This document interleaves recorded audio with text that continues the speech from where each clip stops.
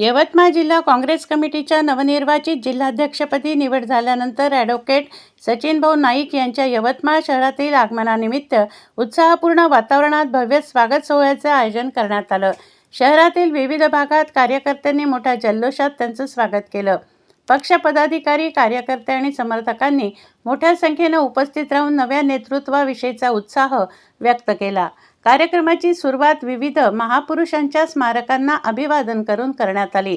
महात्मा ज्योतिबा फुले, राष्ट्रपिता महात्मा गांधी, भारतरत्न डॉक्टर बाबासाहेब आंबेडकर, राजमाता अहिल्याबाई होळकर, छत्रपती शिवाजी महाराज, क्रांतीसूर्य बिरसा मुंडा, माजी मुख्यमंत्री वसंतराव नाईक तसेच देशाच्या पहिल्या महिला पंतप्रधान इंदिरा गांधी यांच्या स्मारकांना पुष्पहार अर्पण करून अभिवादन करण्यात आलं।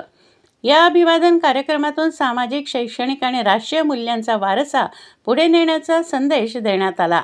यानंतर 2 पंजा चौक परिसरातील सेलिब्रेशन हॉल येथे तसंच यवतमाळ विधानसभा मतदारसंघाचे विद्यमान आमदार लोकनेते बाळासाहेब मांगुळकर यांच्या कार्यालयात स्वागत कार्यक्रम पार पडला।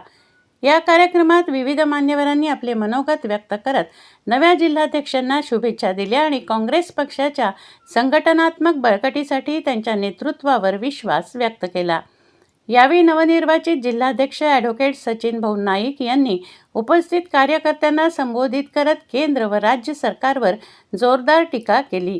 त्यांनी म्हटले की सध्याचे सरकार असंवैधानिक पद्धतीने कार्य करत असून देशातील सर्वसामान्य नागरिकांवर महागाईचं मोठं संकट निर्माण झालं आहे। वाढती महागाई, बेरोजगारी आणि सामान्य जनतेसमोरील विविध समस्या या विरोधात काँग्रेस पक्ष राज्यभर आंदोलन छेडणार असल्याचं त्यांनी स्पष्ट केलं। ते पुढे म्हणाले की आज विरोधी पक्षाच्या आवाजाला दाबण्याचा प्रयत्न केला जात आहे। लोकशाहीमध्ये प्रत्येकाला आपले मत मांडण्याचा अधिकार आहे, मात्र सध्याच्या परिस्थितीत विरोधी पक्षांना बोलू दिलं जात नाही। या परिस्थितीविरोधात काँग्रेस पक्ष निश्चितपणे आवाज उठवेल। तसंच त्यांनी संघटन मजबूत करण्यावर भर देत पक्षाची ताकद तळागाळापर्यंत पोहोचवण्याचा निर्धार व्यक्त केला। युवकांना मोठ्या प्रमाणावर पक्षाशी जोडून नवीन नेतृत्व निर्माण करण्यासाठी विशेष प्रयत्न केले जातील असंही त्यांनी सांगितलं। आगामी काळात जनतेच्या प्रश्नांवर सातत्याने संघर्ष करून काँग्रेसला अधिक मजबूत करण्याचा संकल्प त्यांनी व्यक्त केला। या कार्यक्रमाला आमदार बाळासाहेब मांगुळकर, संजयजी ठाकरे, राहुल भाऊ ठाकरे, जितेंद्रजी मोघे, आरिफजी बेग, राजेंद्र गौतम पाटील, नंदू कुडमेथे, उमेश चोरमले, इंजिनियर प्रकाश जानकर, रविभाऊ ढोक, रमेश भिसनकर, प्रमोद बगाडे, कृष्णा पुसनाके, विजय मोघे, जाफर खान, प्रदीप भाऊ वादाफळे, उत्तमराव खंदारे, शशांक केंडे यांच्यासह काँग्रेस पक्षाचे अनेक पदाधिकारी, कार्यकर्ते व समर्थक मोठ्या संख्येनं उपस्थित होते। नव्या जिल्हाध्यक्षांच्या स्वागत सोहळ्यामुळे काँग्रेस कार्यकर्त्यांमध्ये नवचैतन्य निर्माण झाल्याचं चित्र पाहायला मिळालं। आगामी राजकीय घडामोडी आणि पक्ष संघटन बळकट करण्याच्या दृष्टीने हा कार्यक्रम महत्त्वाचा मानला जात आहे। मी या प्रसंगी काँग्रेस पक्षाच्या राष्ट्रीय नेतृत्वाचं, राज्य नेतृत्वाचे आभार व्यक्त करतो की त्यांनी माझ्यावरती हा विश्वास टाकला आणि मला यवतमाळ जिल्हा काँग्रेस कमिटीचा अध्यक्ष केलं। माझा सर्वपरी प्रयत्न असणार आहे की काँग्रेस ही कशी लोकाभिमुख होईल, सामान्य माणसांचे प्रश्न कसे सुटतील, मग त्याच्यामध्ये शेतकरी असतील, युवक असतील, वेगवेगळ्या जातीवर्गाचे मागासवर्गीय असतील आणि जे काही आणखीन जे काही घटक आहेत की ज्या घटकांना रोज कुठे ना कुठेतरी अन्याय सहन करावा लागतो, या सगळ्यांची एक मोठी लढाई आज लढण्याची आवश्यकता आहे।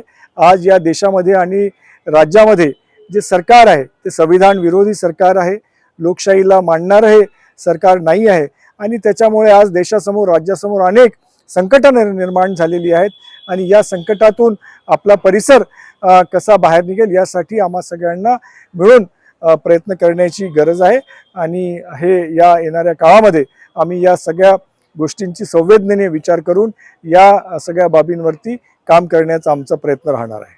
वाढत्या महागाईमध्ये आता तुम्ही विरोधी पक्ष म्हणून काय करणार आहात?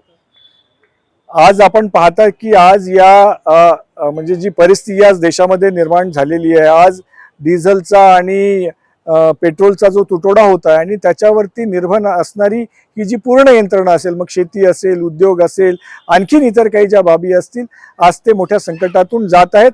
आणि हे जे सरकार आहे, या सरकारचं जे धोरण आहे, हे जे पंतप्रधान आहेत, हे या सगळ्या गोष्टीला कारणीभूत आहेत. आणि म्हणूनच देशाची पिछेहाट होत आहे.